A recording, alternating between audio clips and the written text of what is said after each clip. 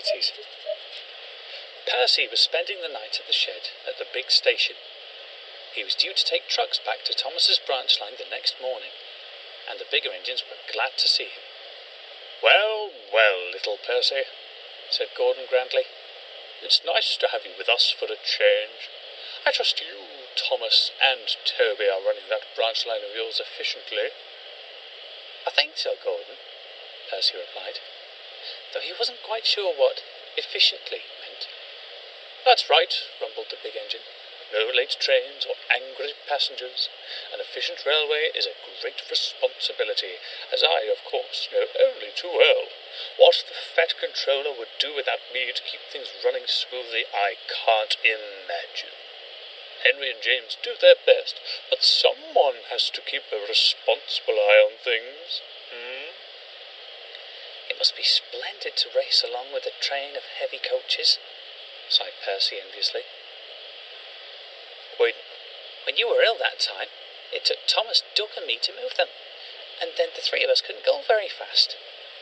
"Never mind," said Gordon. "You kept things running. That's what matters. It's a knack, I suppose. My big wheels help, but there's more to it than that, of course." Next morning, Gordon had steam up before Percy. Percy needed water, but because he hadn't enough steam to move, Gordon offered to push him towards.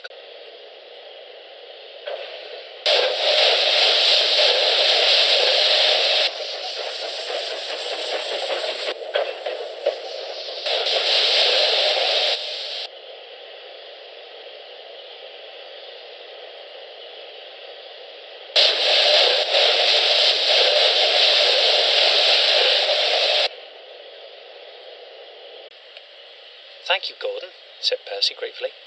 "That would be very kind." "Not at all," Gordon said proudly. "It all helps with the smooth running of the railway. Responsibilities, my dear Percy. Responsibilities." Percy had a long drink. Soon, his steam pressure had risen nicely, and he was ready to go and find his trucks. Gordon, meanwhile, hadn't returned to the shed. Percy had a long drink. Soon, his steam pressure had risen nicely, and he was ready to go and find his trucks. Gordon, meanwhile, hadn't returned to the shed. He'd gone into the shed. It was his turn to take water. Percy moved away.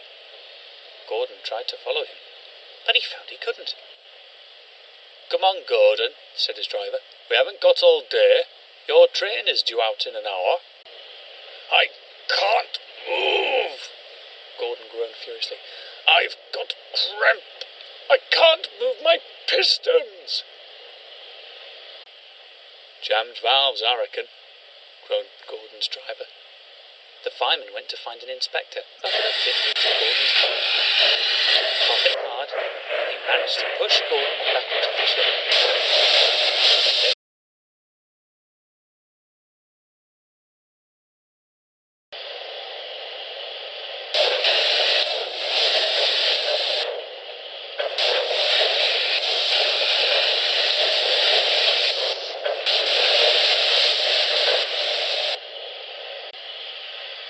And then went quietly to fetch his trucks. He didn't say anything. When Percy met Thomas at the junction, he told him what had happened. "Poor old Gordon," chuckled Thomas. But that's what it is to have responsibilities." And the two engines puffed off to the branch line as efficiently as they knew how.